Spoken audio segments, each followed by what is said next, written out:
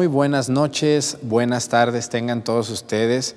Les saludo aquí desde un altar dedicado a Padre Jesús, una imagen muy antigua aquí en la parroquia de San Juan Bautista de Acatlán y muy venerada también. Soy el señor cura José Arturo López Cornejo.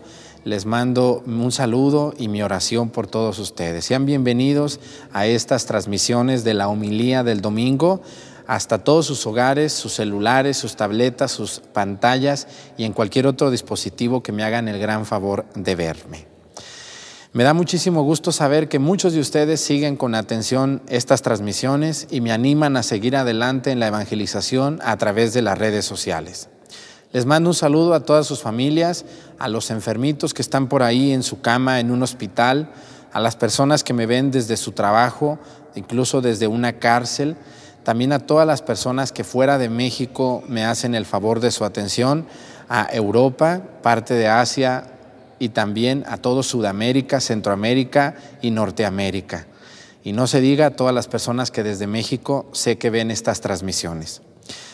Esta homilía que les voy a transmitir y el evangelio que vamos a escuchar en este momento es el evangelio que ustedes el día de mañana, o si están viendo este evangelio el domingo, van a escuchar en sus parroquias a donde ustedes muy amablemente asisten a misa. Bienvenidos todos ustedes. Que el Señor esté con ustedes y con tu espíritu. Lectura del Santo Evangelio según San Mateo.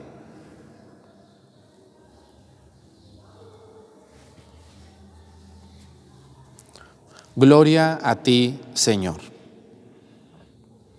En aquel tiempo Jesús tomó consigo a Pedro, a Santiago y a Juan, el hermano de éste, y los hizo subir a solas con él a un monte elevado.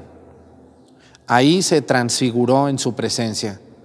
Su rostro se puso resplandeciente como el sol, y sus vestiduras se volvieron blancas como la nieve. De pronto aparecieron ante ellos Moisés y Elías, conversando con Jesús. Entonces Pedro le dijo a Jesús: Señor, qué bueno sería quedarnos aquí. Si quieres, haremos aquí 3 tiendas, una para ti, otra para Moisés y otra para Elías. Cuando aún estaba hablando, una nube luminosa los cubrió, y de ella salió una voz que decía: Este es mi Hijo muy amado, en quien tengo puestas mis complacencias. Escúchenlo. Al oír esto, los discípulos cayeron rostro en tierra, llenos de gran temor.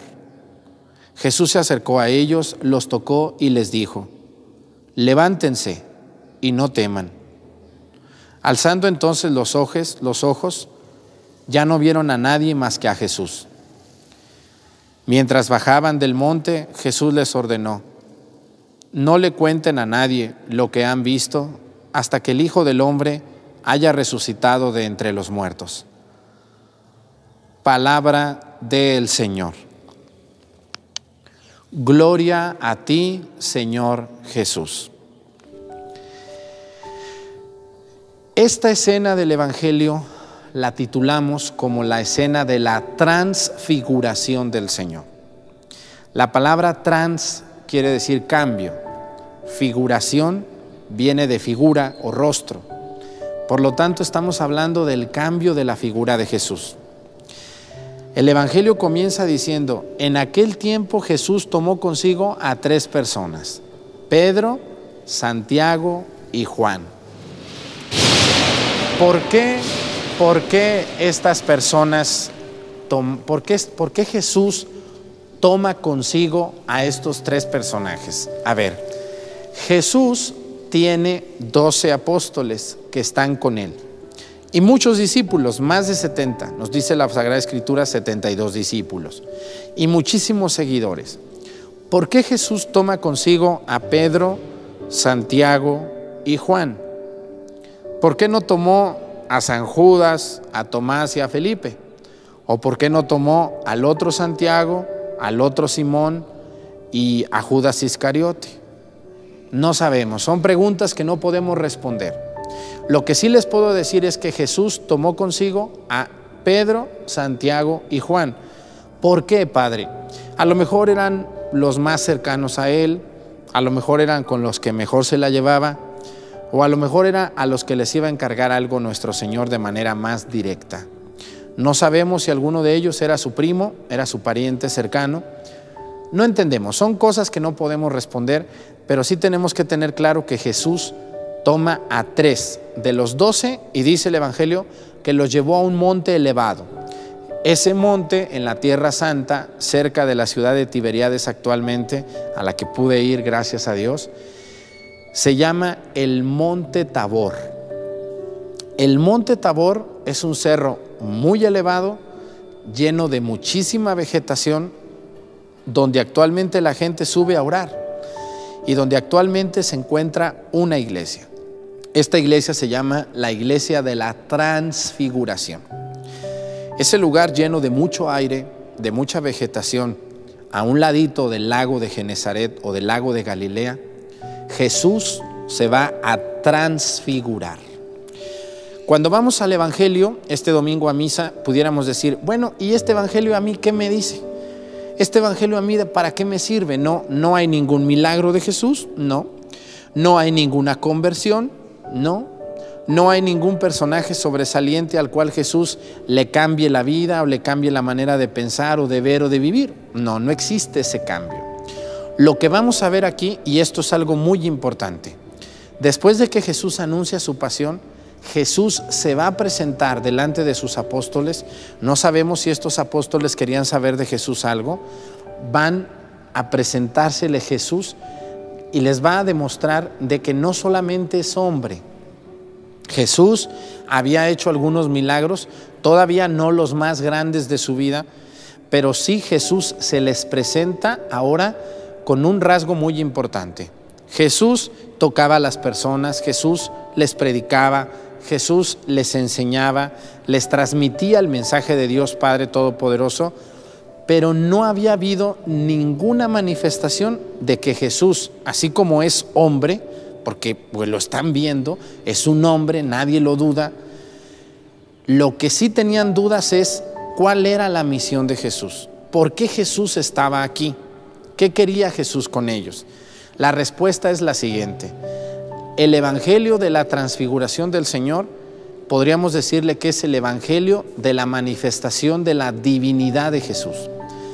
Jesús es, como lo decimos en el credo y como una verdad de fe transmitida después de algunos concilios donde hubo mucho pleito entre católicos de que si Jesús era Dios, de que si no era Dios, de que si nomás fue Dios cuando estuvo aquí y después ya no es Dios, o de que si antes no era Dios y nomás fue Dios aquí.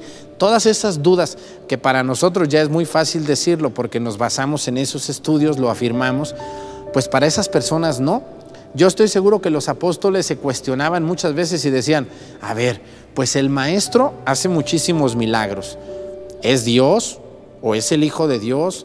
¿O por qué tiene esos poderes milagrosos? ¿Por qué Jesús hace esto o dice aquello? La manifestación que Jesús va a hacer en el monte Tabor ante Simón o Pedro, Santiago y Juan es demostrarles a ellos y a nosotros de que Jesús no solamente es hombre, de que Jesús también es Dios. Ay, Padre, ¿y eso a mí de qué me sirve? Eso yo ya lo sé desde que nací. Claro, a ti ya te tocó comerte los tacos picaditos y con salsa y con jitomate y con cilantro y con cebolla, pero a las personas que comenzaban a creer en Jesús les era muy difícil. Imagínense, si hoy en día es muy difícil aceptar a Jesús algunos rasgos de Él, de su divinidad. Por ahí hay una secta protestante que dice que Jesús no es Dios y lo predican abiertamente. Imagínate nomás para las personas de aquel tiempo. Yo creo que los apóstoles se quedaban así como que, pues, ¿qué nos habrá querido decir? Oye, ¿y por qué hizo el milagro? ¿Qué poder tiene? ¿Quién es este que hasta los, dice el Evangelio, muchas veces se cuestiona sobre la divinidad de Jesús? ¿Se acuerdan ustedes cuando decían, ¿quién es este que hasta los demonios obedecen? Otra manifestación de desprecio a Jesús. ¿A poco puede salir de Belén algo bueno? ¿No? Cuando lo crucifican y le ponen que es de Nazaret, cuando Jesús era de Belén, un desprecio a Jesús. Cuando le dicen, ¿y tú qué no vives entre nosotros? ¿Que tu padre no es el carpintero? ¿No? Todos estos rasgos extraños y muy raros de Jesús, cuestionando en el mismo Evangelio sobre su divinidad. Esta manifestación en el capítulo de San Mateo nos habla de que Jesús se manifiesta ahora sí como Dios. Todos los evangelios nos hablan de Jesús tocando, predicando, haciendo milagros, pero la única manifestación que existe en el evangelio de su divinidad, aparte de los milagros, porque los milagros son muestra de la divinidad de Jesús, es la transfiguración. Dicen que estaban los 3 apóstoles allá arriba y escúchenme muy bien. Dice que Jesús se puso tan blanco, dice que llegó una nube luminosa. Hay que recordar la nube, que es una manifestación de la presencia de Dios entre el pueblo de Israel. Cuando el pueblo de Israel caminaba en el desierto, que venía de Egipto a la tierra prometida, Dios les mandó 2 cosas: la nube y la columna de fuego que los guiaba en la noche, y la nube que los cubría del sol en el día. Así que la nube es un símbolo y un signo muy, muy conocido entre los judíos. Dice que cuando subieron al monte, una nube luminosa los cubrió. Y dice que sus vestiduras se pusieron mucho más blancas que la nieve. Ay, padre, ¿y cómo van a conocer la nieve? Pues sí, ahora que fui estoy seguro que ahí en el monte Tabor hacía un frillazo, pero frillazazazo. Yo estoy seguro que en invierno ahí neva, cae nieve. Y muy probablemente cuando subió Jesús con los apóstoles había nieve. ¿Por qué, padre? Porque ¿cómo iban a saber de la blancura de la nieve? Y segundo, le dicen: Señor, si quieres hacemos aquí a 3 chozas. Se querían cubrir del frío también y de lo cómodos que estaban con Jesús. Entonces, ¿qué va a suceder? Aquí van a aparecer 2 personajes muy, muy importantes. Primero que nada, dice que Jesús se puso tan blanco, sus vestiduras se tornaron con una blancura nunca antes vista, propia de la nube y de la iluminación de Dios. Dios Padre Todopoderoso presenta a su Hijo 2 ocasiones en el Evangelio. Primero en el bautismo, cuando Juan el Bautista lo bautiza en el río Jordán y se escucha una voz cuando dice: este es mi Hijo muy amado. Y la segunda manifestación de Dios Padre sobre su Hijo es en la transfiguración en el monte Tabor, cuando se escucha una voz que salía de la nube que decía: este es mi Hijo muy amado, en quien tengo puestas mis complacencias. Escúchenlo. La manifestación de Jesús con esa blancura es la divinidad de Jesús. Ningún hombre sobre la tierra ha recibido esta blancura y esta presentación por parte de Dios, por lo que sabemos que Jesús, la transfiguración, es la manifestación divina propiamente de Jesús. Jesús verdaderamente hombre, Jesús verdaderamente Dios. Vamos al credo. Cuando hablamos del credo, en la segunda parte del credo, de todo lo que creemos los católicos, decimos: creo en Jesucristo, Hijo único de Dios, nacido del Padre antes de todos los siglos. Y luego decimos: Dios de Dios, luz de luz. Ahí está, Dios de Dios. Jesús es Dios de Dios. Es luz de la luz que proviene de Dios. Por eso la transfiguración es la manifestación divina de Dios, o de Jesús Dios en medio de nosotros. Pero aparecen 2 personajes y aquí voy a entretenerme un poquito para terminar ya la predicación de la homilía de este domingo. Dice que junto con Jesús aparecieron 2 personajes, uno a su derecha y uno a su izquierda. Moisés, que representa uno de los pilares fundamentales de todo el Antiguo Testamento, recibe las tablas de la ley, saca al pueblo de Egipto, llega a la tierra prometida y no entra. Es a quien Dios le dicta los mandamientos y se los da. Moisés es el hombre que saca agua con su vara. Moisés es el que libera al pueblo de la soberanía y del gobierno y del poderío egipcio. Por lo tanto, para todo judío, Moisés es casi como para nosotros Jesús. Moisés es un pilar fundamental en el Antiguo Testamento. Pero del otro lado aparece otro pilar muy, muy grande para todo el pueblo judío y para nosotros también. O sea, hablamos del profeta más grande de todos, que se llama Elías. ¿Y por qué decimos que es el profeta más grande de todos, padre? Si está Isaías, está Jeremías, está Abdías, está Sofonías, está Habacuc, está Joel, están muchos profetas. ¿Por qué usted dice que Elías es el más grande? Bueno, Elías es el más grande porque hay una preferencia muy grande de Dios por Elías. Acuérdense que al único personaje del Antiguo Testamento que Dios se lo va a llevar al cielo antes de que muera es Elías. Por eso cuando a un lado de Jesús aparece Moisés y al otro lado aparece Elías, estamos hablando de que los evangelistas y nuestro mismo Dios Padre Todopoderoso nos quieren presentar a Jesús como el que está en medio de los dos y el que es superior de los dos.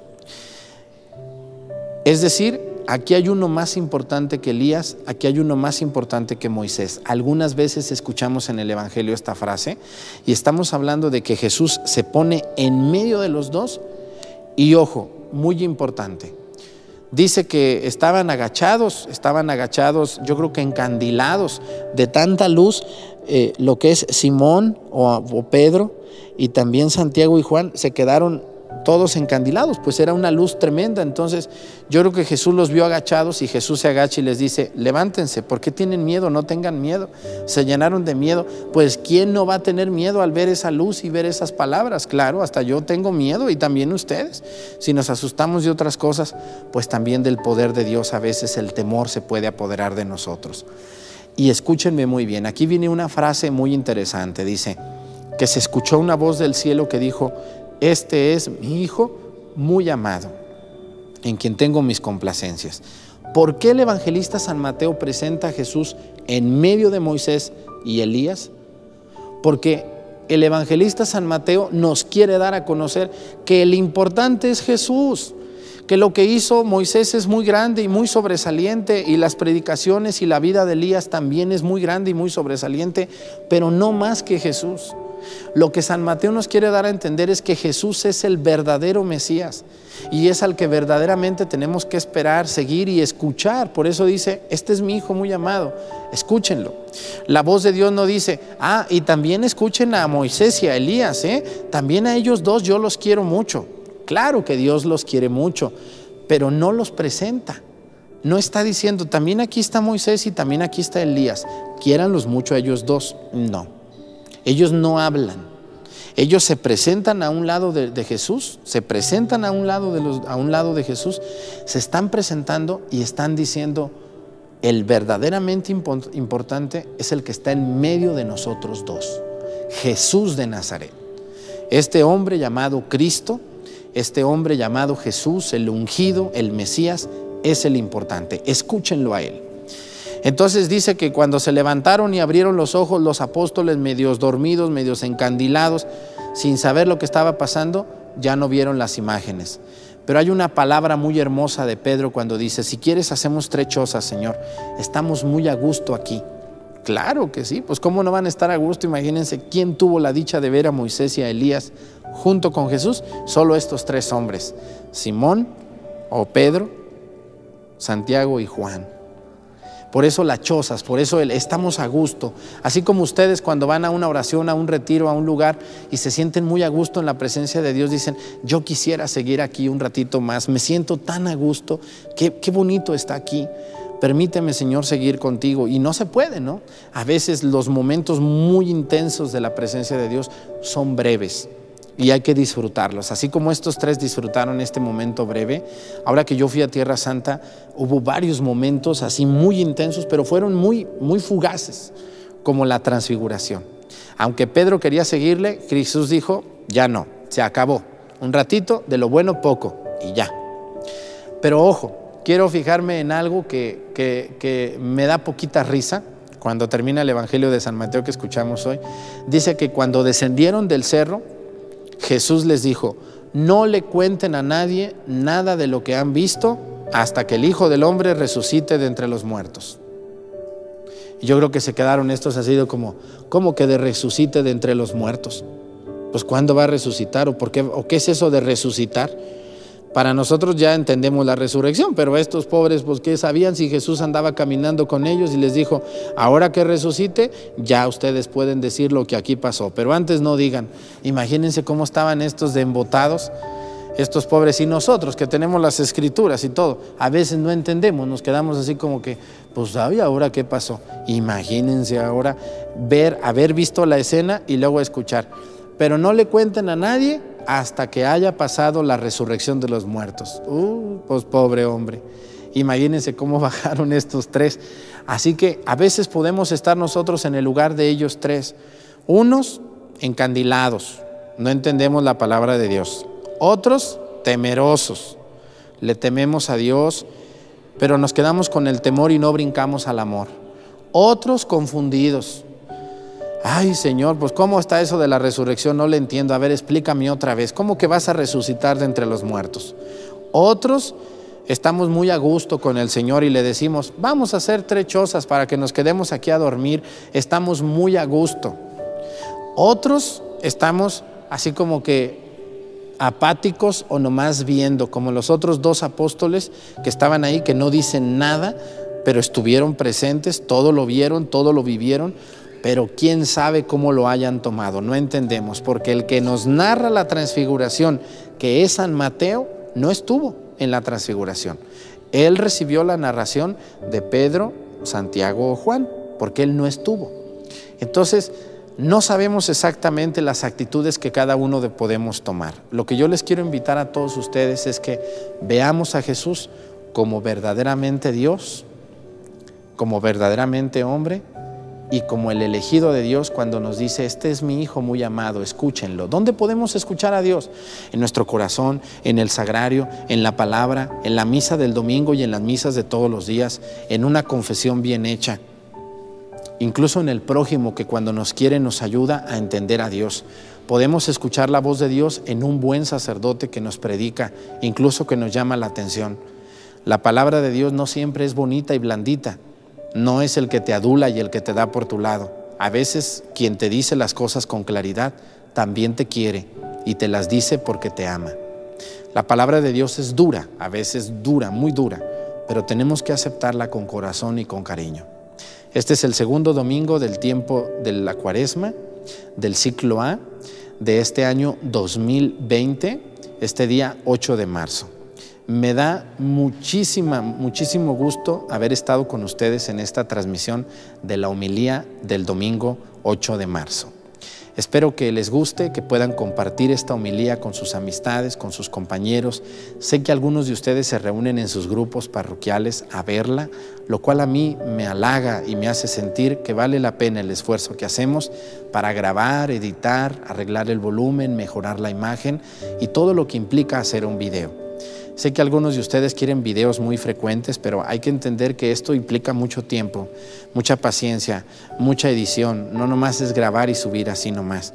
Así que les pido que tengan paciencia. Les estamos subiendo un video cada 2 días, un día sí y un día no, de diferentes temas, de viajes, de conferencias, de evangelio en vivo, de homilías, de temas, de cafés católicos, de todo. Así que ténganos paciencia, todo va bien. Y el Padre Arturo pues es un sacerdote que confiesa, que atiende, que bendice, que da misas, que atiende su parroquia, y estoy solo en mi parroquia. Entonces pues no es que no quiera subir. Hay gente que me dice, ¿cuándo va a subir esto? Y hasta me lo exigen así muy enojados. Tranquilos, todo está bien, todo tiene su curso y todo va a llegar en su momento. Aparte hay más de 200 videos aquí en mi canal de YouTube, ya los viste todos. ¿Por qué tanta desesperación? Ponte a verlos, aunque estén atrasaditos, todos tienen un bellísimo contenido. Regrésate a ver algún café y todas tus dudas que me preguntas se van a ir resolviendo poco a poco. Así como la buena comida se disfruta poco a poco. Me dio mucho gusto haber estado con ustedes. Les agradezco a todos mis suscriptores de YouTube. Ya casi somos 200,000, ya casi somos 200,000. Ayúdenme a que lleguemos a esa cifra y vamos por 300, si Dios nos permite. Y gracias a los que no se han suscrito, pero ven mis videos, ojalá que se quieran suscribir. Que el Señor esté con ustedes y con tu espíritu. Y que el Señor Todopoderoso nos bendiga en el nombre del Padre, del Hijo y del Espíritu Santo. Amén. Muchísimas gracias a todos. Excelente fin de semana. Hasta sus hogares.